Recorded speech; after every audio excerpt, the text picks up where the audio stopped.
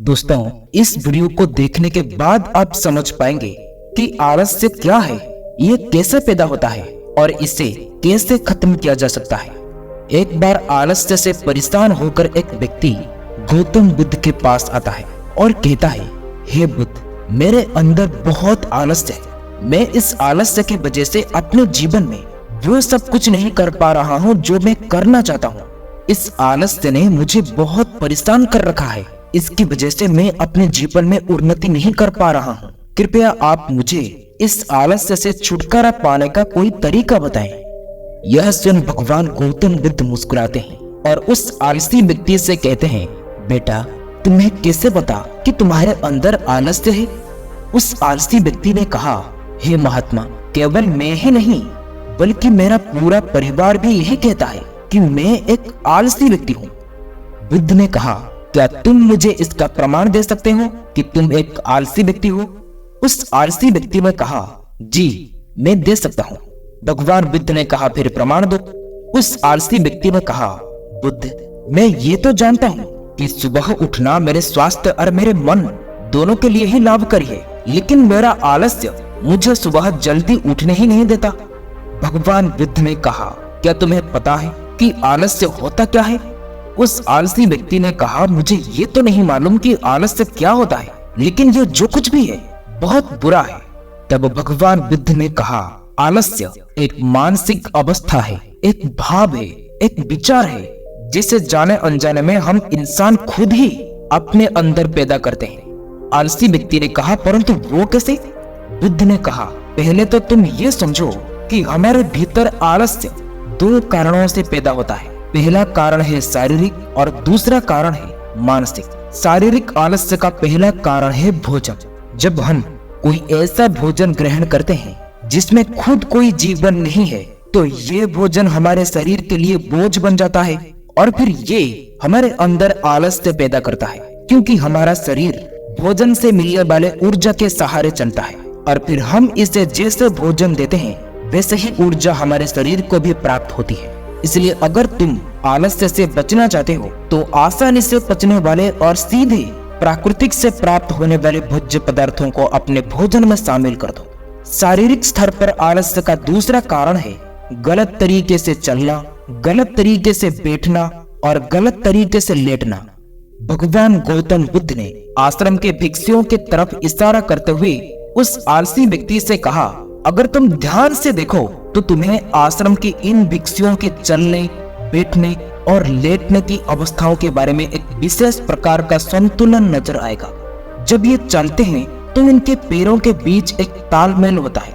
जब ये बैठते हैं तो इनके रीढ़ की हड्डी एकदम सीधी होती है और गर्दन थोड़ी सी ऊपर होती है, और जब ये लेटते हैं तो इनका शरीर एकदम शिथिल होता है। इनके शरीर के किसी भी अंग पर कोई भी तनाव नहीं होता, जिसके कारण ये एक गहरी और आरामदायक नींद ले पाते हैं। उस आलसी व्यक्ति ने गौतम बुद्ध से पूछा, क्या पर्याप्त नींद लेना भी उतना ही जरूरी है? भगवान बुद्ध ने कहा, ना कम ना ज्यादा, हमेशा ही पर्याप्त मात्रा में ही सोना लाभकारी होता है, क्योंकि अगर तुम आज के रात में पर्याप्त नींद नहीं लेते हो तो तुम्हारा कल का पूरा दिन थकान और आलस्य से भरा होगा। इसलिए पर्याप्त नींद भी उतनी ही जरूरी है। आलसी व्यक्ति ने कहा, हाँ, ये तो मैंने भी महसूस किया है। भगवान बुद्ध ने कहा कि शारीरिक स्तर पर आलस्य का तीसरा कारण है सुबह जल्दी ना उठना। ये सुनकर उस आलसी व्यक्ति ने कहा, हाँ, मैं तो सुबह जल्दी उठ ही नहीं पाता हूँ। बुद्ध ने कहा, तुम सुबह जल्दी तब उठ पाओगे जब तुम रात को जल्दी सोओगे। भगवान बुद्ध ने आश्रम के भिक्षुओं के तरफ इशारा करते हुए कहा, इन भिक्षुओं को देखो, इन्होंने रात्रि में अपने सोने का एक निश्चित समय निर्धारित कर रखा है और यही कारण है कि ये रोज प्रातःकाल जल्दी उठने में सक्षम हो पाते हैं। हर एक भिक्षु को ये अनुशासन पालन करना होता है और यही अनुशासन इनके जीवन में संतुलन लाता है। कुछ लोग अनुशासन को एक बंधन समझ लेते हैं। उन्हें लगता है कि अनुशासन उन्हें बांधता है, लेकिन सच्चाई तो ये है कि अनुशासन हमें बांधता नहीं बल्कि स्वतंत्र करता है। इसलिए अगर तुम शारीरिक स्तर पर आलस्य से छुटकारा पाना चाहते हो तो खुद को एक अनुशासन में ढालो और एक निश्चित दिनचर्या का पालन करो। उस आलसी व्यक्ति ने कहा, लेकिन शुरुआत कहाँ से करें? सही तरह का भोजन करना, सही तरह से बैठना, लेटना, चलना या फिर सुबह जल्दी उठना, ये कैसे शुरू करें? भगवान बुद्ध ने कहा, शुरुआत अभी से करो। जो भी तुम इस समय कर रहे हो उसे पूरे ध्यान से करो। पहले तुम मन के स्तर पर आलस्य को समझो।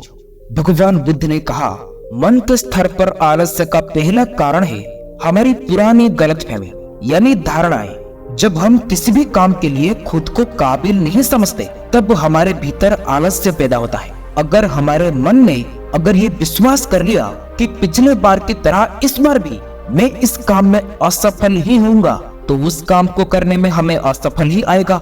जबकि हम खुद को ये नहीं समझा पाते कि पिछले बार और इस बार में बहुत फर्क है। अब हम मानसिक तौर पर वश में नहीं है जो पहले थे।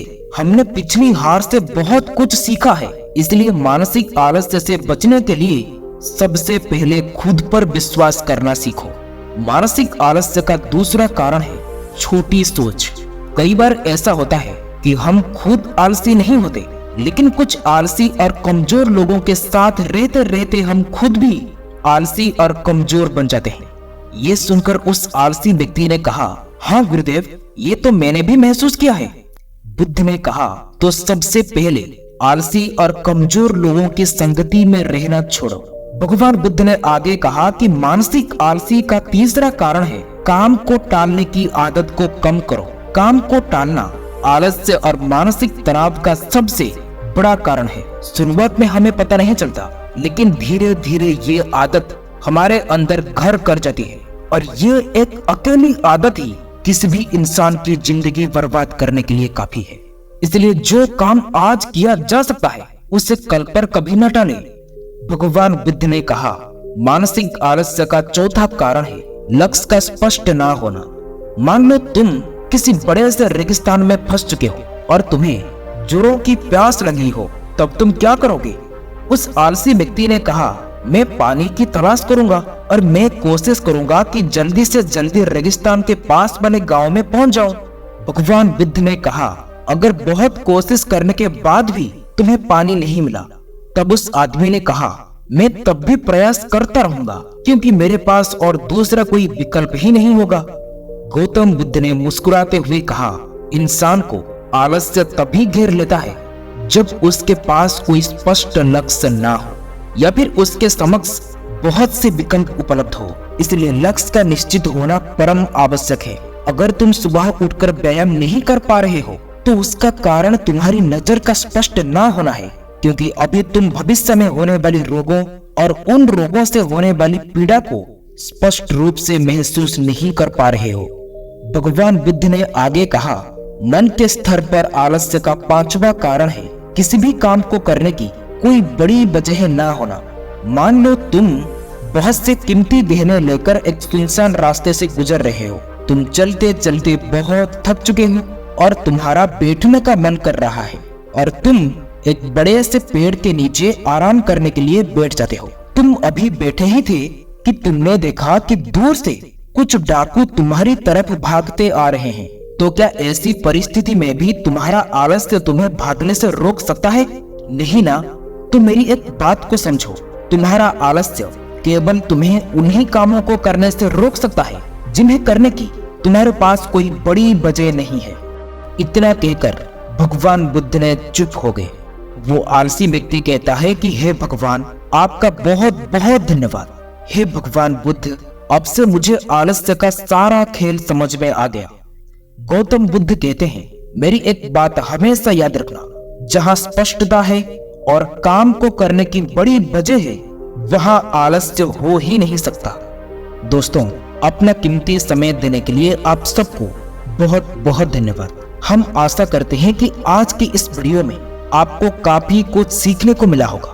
वीडियो अच्छा लगा हो तो शेयर, सब्सक्राइब, लाइक जरूर करें और कमेंट बॉक्स में अपना राय दें। आज के लिए इतना ही, फिर मिलेंगे अगले एक नई वीडियो में और कुछ नई सीख के साथ। तब तक के लिए आप अपना ख्याल रखें।